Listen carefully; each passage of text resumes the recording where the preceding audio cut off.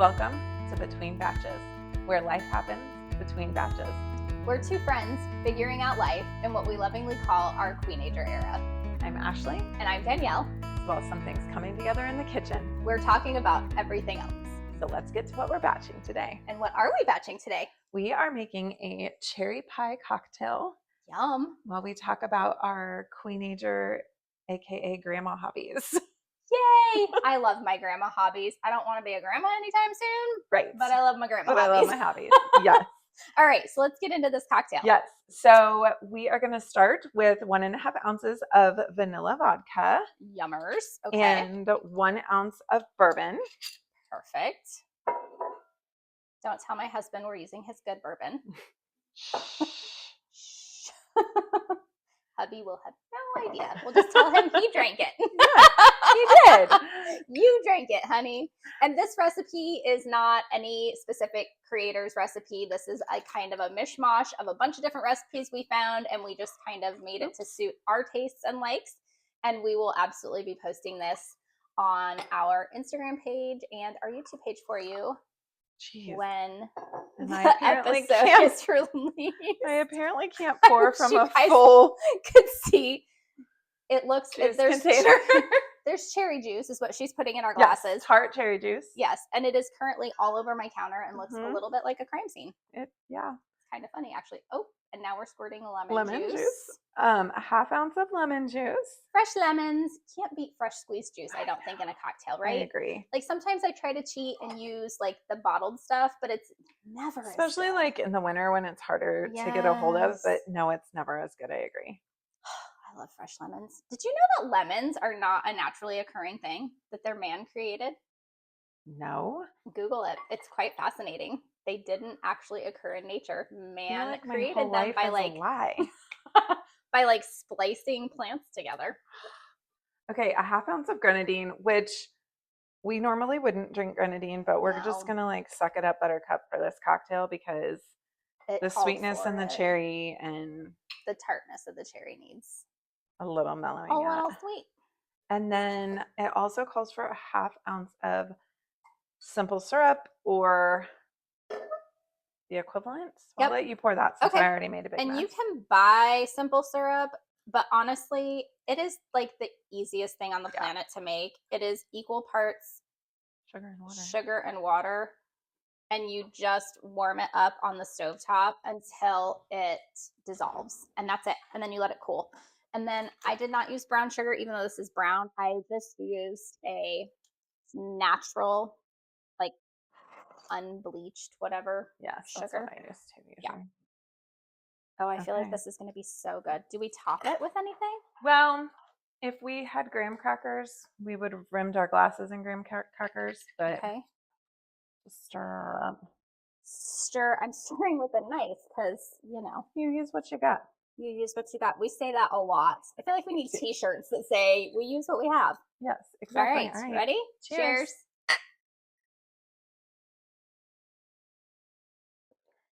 Okay. Okay. I'm not sure that I would say cherry pie, but it's pretty good. It's definitely cherry. Yes. I like it. I like it too. All right. Make yourself a cherry pie cocktail and join us at the table. Yeah. All right. And welcome to the table. And what is our table topic today? As we previously mentioned, we are talking about our Queenager and grandma habits. Or hobbies, I guess. Yes. So why do you think women start embracing hobbies as they age, or talking about their hobbies at least? I think it's a combination of we have more time, and if you've had children, you need somewhere to put your energy and your expertise and your all the things, right? Like I need something, I need to create something or nurture something or do something. I mean, that's what I think. What do you think? Yeah, I think it's definitely you have more time, but I also think that, at least for myself, as I've gotten older, like whether it's self-confidence or I give a damn's busted, but like I am like willing at least to talk about these hobbies more and have the hobbies because I don't necessarily care. Like I realize that my life isn't about what other people think of me, but what happens in my Well, and I think you just naturally want something that's going to enhance your life more. Yes. So hubby and I were just talking about this the other day. When you get like when you're younger, you are in like this I need to acquire stuff phase, right? Like you feel like you want to gather things, like you're in this gathering of things, whether it's clothes or furniture or cars or whatever. Yeah. And then you get older and your kids get older and you're like, I need to get rid of this stuff. I don't want any more stuff. And you're not really clubbing anymore and you're not actively out looking for a spouse most of the time. Some people are, but we're not. And so it's like, okay, well, what am I going to do with my time? And it feels weird to just do nothing. So I think you just naturally gravitate towards what can I do that's going to enhance my life. Yeah. Yeah. At what moment do you think that you realized you were officially a queenager? I think it would be a combination. I think it would be one when I got really excited about gardening. Fair. And two, when people started talking about going out and I realized that I no longer wanted to go out at 10 p.m. I wanted to be in bed by 10 p.m. Yes, for sure. How about you? Yeah. So actually, when my daughter was pretty young, I started sewing and I would make her dresses. And that was 16 years ago though. Yeah. And it was something that like growing up was in 4-H and stuff. And so I was like, I'm bringing this back. Yeah. And then like we discussed, kids got busy, things got busy. And so that kind of set aside. And then I decided that gardening is something that I needed to bring back into my life too. And that was probably, when I got excited about the plants. There you go. So let's talk about some of our favorite current. Yes. And they call them grandma hobbies, but I think for this episode, I'm just going to keep calling them Queenager hobbies because I don't feel like a grandma. And I'm quite frankly don't need to be a grandma for quite a while. So let's talk about some of those. So one that I know we both do is gardening. Yes. Tell me about your gardening experience. What do you love about it? So I love the something out of nothing and like nurturing and watching them grow. I have to say that my gardening experience has been kind of fascinating. Aren't they all though? It's like, so growing up, yes, we did 4-H. We always had a garden, and we've lived in 2 different locations since moving to the area-ish that we are in now, and had a very successful garden in one location, and then we moved and now we have property, and my tomato plants are always loaded with green tomatoes that never turn red. And I have yet to figure out what I'm doing wrong.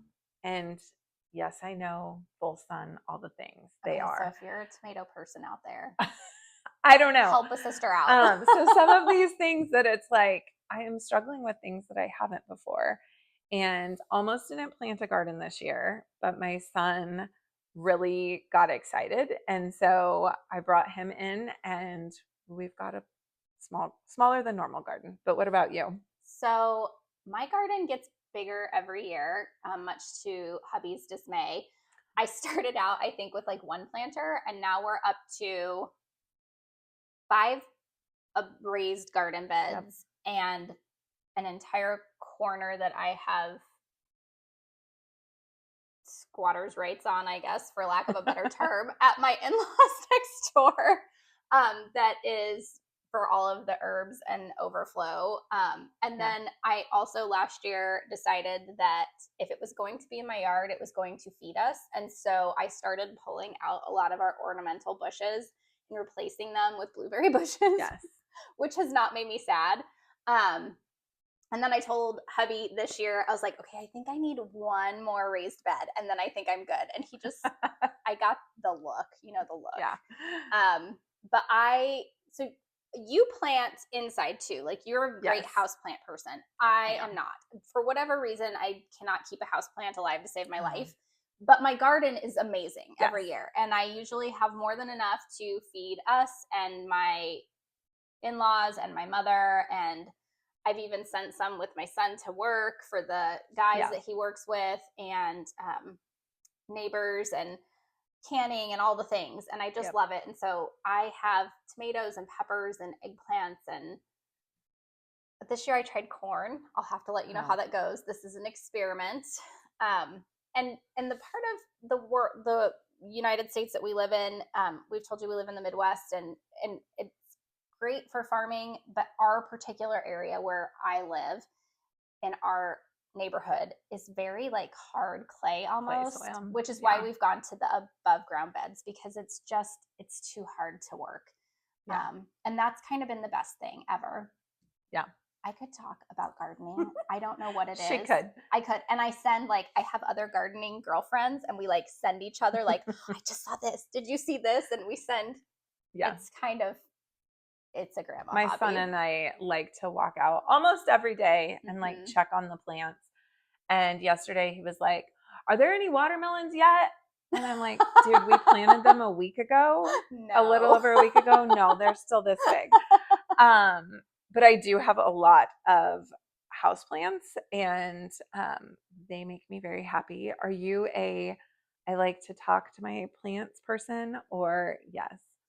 Yes, I do like to talk to my plants. In fact, if you are one of my neighbors, you probably get the joy of seeing me out there in the morning looking fabulous in my pulled up hair, no makeup, pajamas, usually with something thrown over the top, and my galoshes, because the grass is usually wet, dewy and wet, and I have to walk all the way out, and my cup of coffee. And like a crazy grandma, I am standing out there next to the beds talking to the plants. Like, well, it helps them grow better. It does. It does. And right now, this time of year, I'm like, we don't flower yet. We're not tall enough yet. And I'm like picking, and they're probably like, what in the actual, like? Hey, it is scientifically proven that talking kindly to your plants does help them grow. So little trick. All right. Talk sweet to them. Maybe if I talked to the houseplants. Honestly, though, I think by the time we get to winter, I'm like so done with the garden that I want nothing to do with indoor houseplants at that point. I just need the rest time. And I want all the green to come inside. Yeah. Like I've put several of my houseplants outside already, and it's a good thing because my husband would tell you there's way too many. So they're outside for the summer, but I always love bringing them in. You are legitimately the crazy plant lady. I am. Yeah. I have a shirt. You do. You do actually have a shirt. What hobby would your teenage self make fun of you for? Ooh. All of them? I don't know. Probably the amount of from scratch things that I think is necessary. I'm very anti-packaged food. Yeah. Now, don't get me wrong. I'm a human being. We get busy. I'm a mom. I'm all the things. Yeah. Like sometimes packaged food saves the day. But as a rule, I'm with you. If I can make it, I know what ingredients are in it, and it is a little concerning how long some breads and things like last just out on the counter. Yes. When I really think about it, after I started making my own bread, and you see how quickly I feel like my family eats it better because it tastes so much better. It does taste better. But what doesn't get eaten, how quickly it goes bad and molds. Yeah. Like when you do make something from scratch and you realize, this only has 3 things in it. Why is the ingredient list this long? Like a paragraph and a half on the package. And you're like, that just doesn't make any good sense. And then if you start to read them, you're like, some of these aren't even necessary. Like, food coloring and things that you're like, why is there food coloring in pickles? They're already green. I don't understand. Well, and like I know for myself, like especially bread, like it's really flour, salt, and water for sourdough. And then you add in some yeast and butter and maybe a tiny bit of sugar. And why is that so therapeutic when we're baking? Like I think there's just something about baking that is, you have a recipe and it's very like, I do this and then I do this and then I do this and I get this result. And then you get to share that with people and watch them enjoy it. And I think there's just something you can't rush it. No. I mean, if you try to rush it ruins, right? So there is no rushing it. And you have to follow the recipe or it's going to turn out not good. Yeah. So I think there's just something very like, what is that when it's like rhythmic? Yes, it's very rhythmic. Yeah. And I love, and you guys are probably sensing a theme, but I love when you mix everything up and then like, if I'm say making like a yeast red, you watch it like grow and turn into something different. And isn't it fascinating how the texture changes? Mm-hmm. Like you start off with like this sticky, like ick. And then just from letting it kind of rest and rise and I feel like this is a life philosophy. I agree. This is a really good life lesson here. Yeah, it turns into just this soft, pillowy, silky, beautiful thing mm-hmm. that everybody loves. Yes, I agree. So perhaps we need to be more like bread. What is your signature baked item? Speaking of bread. Ooh. Doesn't have to be bread. I would say if we were talking about bread, probably focaccia. Mm-hmm. That's kind of, we've talked about that before on previous episodes. It's kind of my go-to. My nemesis is sourdough, which is your signature thing. I would say is my signature thing. Yeah, for sure. Mm-hmm. And I think when people see you make one of those two things, they get a little bit excited. Yeah, they know. Mm-hmm. They know. Goodness is going to be good. Yes. Goodness is coming. Yes. Okay, I feel like we should, since this is not a gardening podcast, maybe move on to, we've done gardening, we've done baking. Should we move on to something else? I suppose. I probably. All right. Hobby. What is our next hobby? Exercise. So specifically, walking is probably my favorite Queenager, like of the things that I have incorporated into my life since becoming a Queenager. I would say it's walking because I've lifted weights for many years. And have you? Mm-hmm. Okay. So weightlifting is probably my favorite. I do enjoy walking. But weightlifting is not something I ever did. Okay. So my background was all in exercise-wise was either dance or cheerleading. Mm-hmm. And back in the day, we didn't know all of the benefits of weightlifting. And so we always just falsely thought if you lift weights, you're going to get bulky. Well, when you're a ballet dancer or a cheerleader, the last thing you want to be is like bulky, right? Like you want to be long and lean. And so we did always like yoga and Pilates and that kind of stuff. So I have really actually enjoyed learning how to weightlift, and it's been really fun. And I mean, honestly, after years of aerobics and Stairmasters and Taibo and every other stupid thing under the sun we did, I think I welcome not having to like do an hour-long class every time I go to the gym that's nothing but cardio. Yes, and I love lifting. In our house, we have a plethora of weights and TRX. TRX is one of my like favorite things. Yeah. But I think the thing that I have incorporated, in this era is walking with a weighted vest. Oh, the weighted vest. I know. If I remember the vest. It's like the Queenager uniform. It is.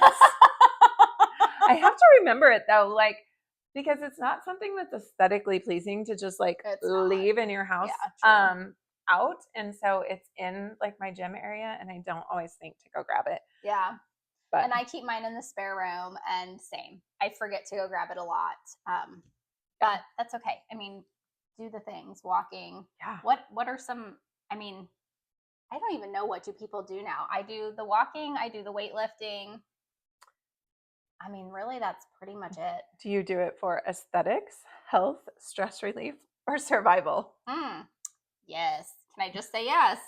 I don't know. What does aesthetics mean? Does that mean like the way you think look? Because it looks cute doing it. Like that's what I'm thinking. Oh, I do not look cute doing it. Can we just dispel that myth now? I am not one of those little gym bunnies that goes in my cute little matching Lululemon or Aloe or whatever it is. Now, no, it is like my husband's old t-shirt, a pair of leggings that I most likely picked up at the Costco because we love the Costco. That is my version of a club these days. And some tennis shoes that I've probably also used to garden in and are stained. And my hair pulled up. And whether or not I have makeup on depends on if I did anything outside of the house that day. What time of the day it is, for sure. So it is definitely not for the aesthetic. But stress relief is definitely a good one. I think we talked about that on a previous episode as well. When I had my meltdown.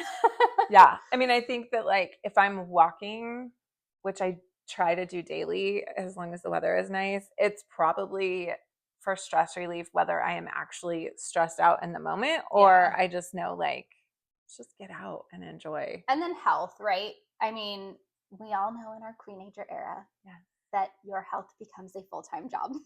Whether it's what you're eating or what you're doing, it's kind of a full-time job. And so, I mean, let's be real. Most of us go for the health benefits because we don't want to shrink. So we're trying to maintain our bone health, and we don't want to weigh 600 pounds. So we're trying to do that and keep our cortisol low and our calorie burn high. And that stresses me out just thinking about it. We better go for a walk. Okay. Yeah. I mean, I think it's definitely for health. When I first started back up several years ago, it was really with the thought that when I'm a grandparent, I want to still be able to do the things with my grandkids and be present for them and not be confined to a chair. Yeah. And I think for hubby and I, like this era of getting in shape, whatever that means, is and that's why I air quoted it, because I think it just means something different for everybody, right?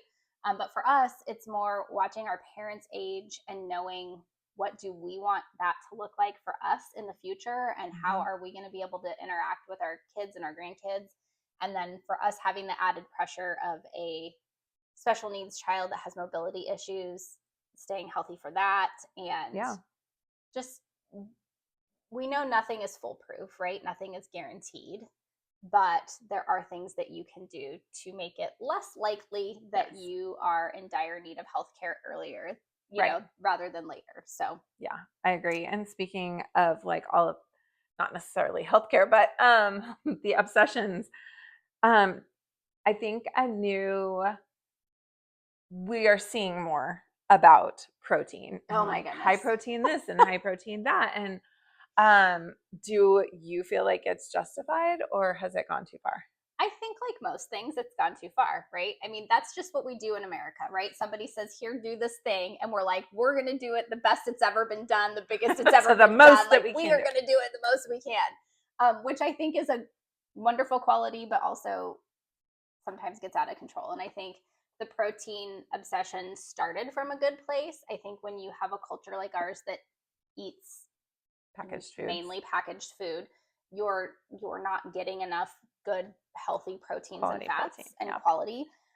So I think that's where it started from. I think it started, like most things, from a genuine good place. But like the other day I was walking through my favorite place, the Costco's, and I mean, there was protein cereal and protein popcorn and protein cookies and protein candy and protein. And I'm like, okay, for the love. Like, we have just like, we are so far from the mark at this point. Like, just because somebody says this has protein does not make it a health food. Well, and I think what has happened, because I'll be totally honest, when it comes to grocery shopping, I pretty much shop online and then either I pick it up or someone in my household picks it up. Yeah. So I don't walk down the aisles that often and see all the things, but I do think that a lot of them have just been repackaged to have that protein forward label, like yogurt and cheese things that Greek yogurt has always had protein in it, but now it's splashed across the front, so you know it has protein. So I think it's gone too far. But again, I mean, if you think about the cyclical things, like when things were keto, that was splashed all over, and when low fat was the thing, that was splashed all over. And it's cyclical, like it'll all cycle again. This protein craze, although we need to keep it to some degree, we need the eventually like go away, and something will take its place. And we'll be talking about that in 6 months. Yeah. So I mean, I know clearly you guys have gathered that we are not the packaged food. We are No. the make from scratch as often as we can. The canning ladies, do you feel like canning is impressive or kind of terrifying? Yes. So I think it's very impressive when people can things. I can. But there are three kinds of canners, I think. And you can tell me if you agree with this. I think there are people that exclusively water bath can. Okay. There are people that pressure can. Maybe there's four. There's people that do both. And then there's people that do like the rebel canning, where they can things that you probably really shouldn't can for like safety reasons. What should we not can for safety reasons? There's lists. Oh, okay. So there's this whole battle right now on the socials, if you didn't know. I'm clearly not in the canning socials. Between rule follower canners that follow the USDA guidelines, and I'm putting that in quotes because we don't always believe everything the government tells us, and people forget that the USDA is a government agency. So, but there's the USDA guidelines, and then there's rebel canners. And so, interesting. I'm learning here, guys, with you. Did you not know this? No, I did not know this. It's a fascinating side of like the social medias. If you go to that side, it's really fun. And so I kind of dabble a little bit of both.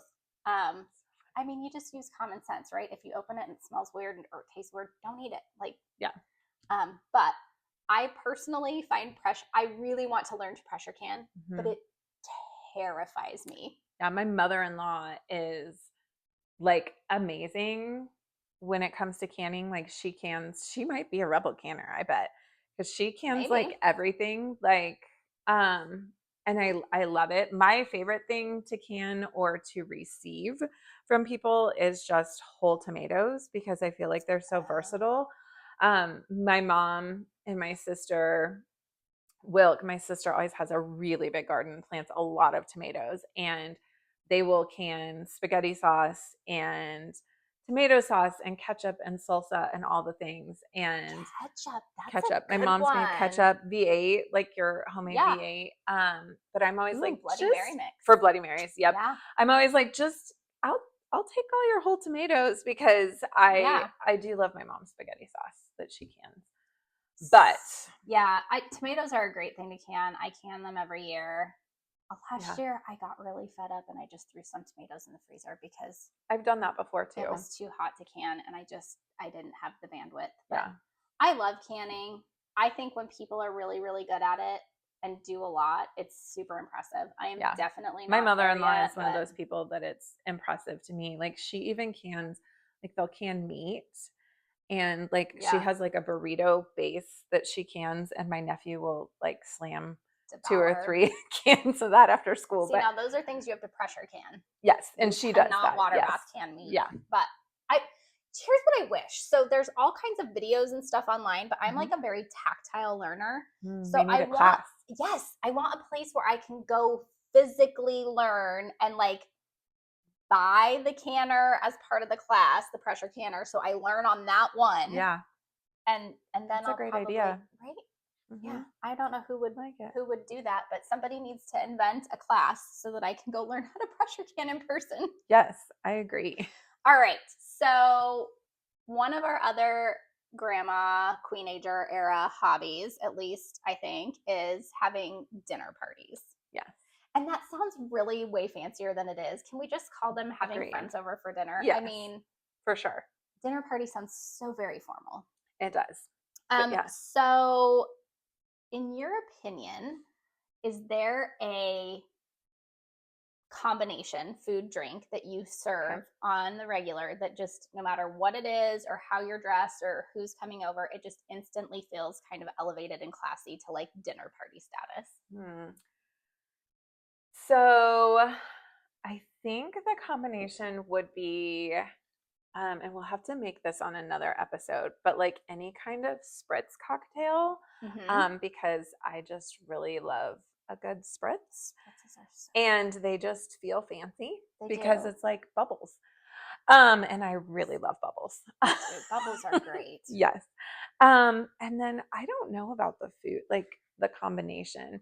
We often have people over in the summer just with like, my husband is smoked a pork butt, or we're just like hanging out and grilling. It's very usually laid back and casual at our house. Rarely is it anything formal. So I think that would probably be like my combo that like if I can't decide what I want to make or nothing's sounding great, that just instantly feels special would be, we're using air quotes a lot I know today. we are today. That's Sorry, very guys. weird. Okay. Well, and if you're listening to us, you can't see them, so it's less annoying. Would be, I was going to say steak and wine. Like if somebody comes over to my house and I just want them to feel special, we will usually grill a really nice steak, have a really great bottle of wine. Yeah. Maybe have a dirty martini while we're waiting for food to be ready. Yeah. And that's kind of like my go-to. If I want to get super duper fancy and budget is not super tight that at that moment, I might do like a shrimp cocktail beforehand. Yeah. Okay, so here's a little tip if you want to do a great shrimp cocktail. Aldi carries this frozen shrimp that's called tiger shrimp. Have you bought this? I have, yes. Okay, they're gigantic. They are big. They're probably, I don't know, what is this? My husband would say it's 6 inches, but I know it's not. 4? Sure. Insert bad joke here.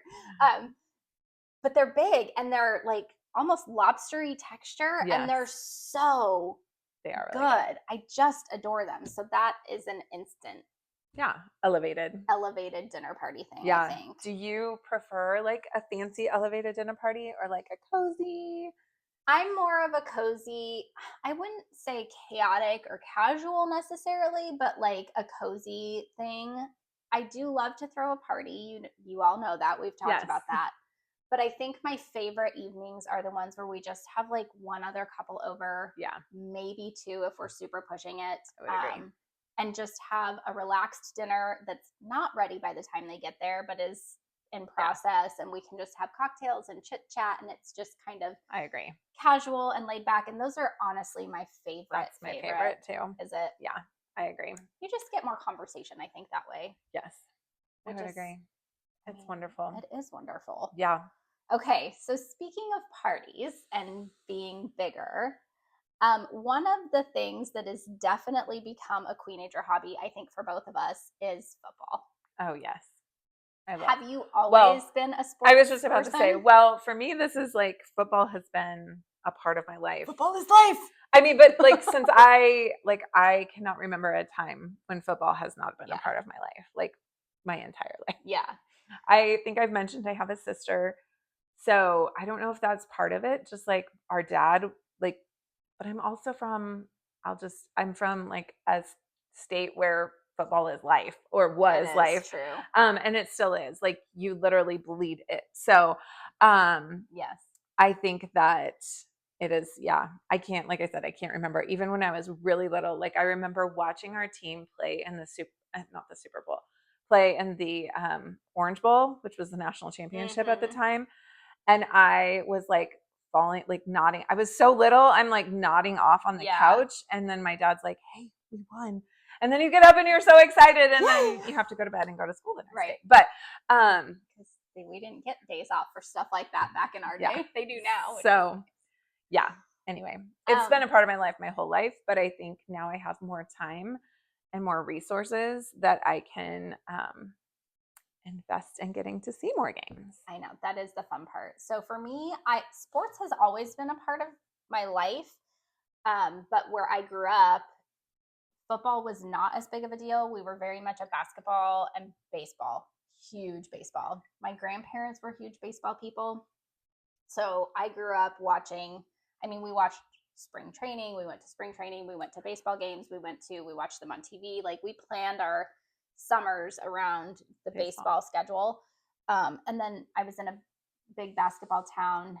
And when we moved back to the Midwest, 20 some years ago, started watching football because that's what we have here. And just really like, I don't know, so it like fun. Got the sports happy juices, like competitive nature that I have flowing. And now I'm very diehard, like to the point where we've changed flights to catch football games. Which I probably shouldn't admit. It's terrible. But I love it. I love everything about it. I love the way it brings the city together. I love the way it brings neighborhoods together and people together. It gives you a reason, like an excuse, not that you need one, but to gather and cheer for like a common goal. Good. Yeah. And then it's just kind of fun to have something to. Yeah. And we were like, I mean, growing up, like my college team was really good, but like, guys, I think we've both been fans of the same couple of teams, but even in times like when I first, they were bad. Really bad. So not even just like cheering for your team when they win. Well, like, here, my grandparents were originally from Chicago.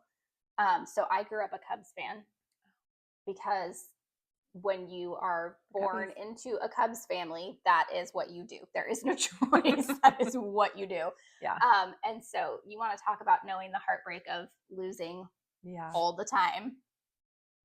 Poor there Cubbies. You go. Poor Cubbies. They're not so poor anymore, but yeah, for very many years. My poor grandmother, she lived to be 90 and never saw them win a World Series. She had hope every year. God love her.